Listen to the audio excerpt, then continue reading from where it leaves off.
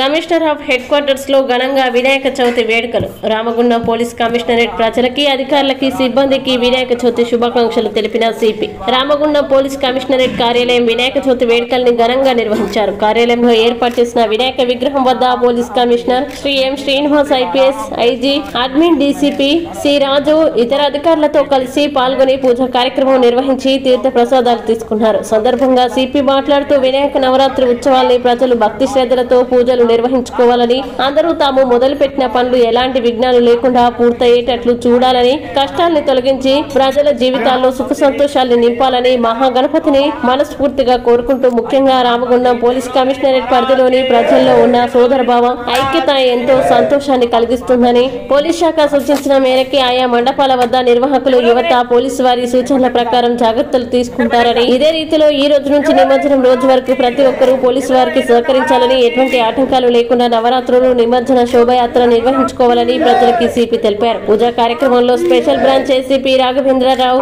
Godavarikhani ACP M Ramesh, Godavarikhani 1 town inspector Indrasena Reddy, Ramagundam circle inspector Praveen Kumar, special branch inspector Prem, RI Sampath, RSI Sravani, police సిబ్బంది పాల్గొన్నారు.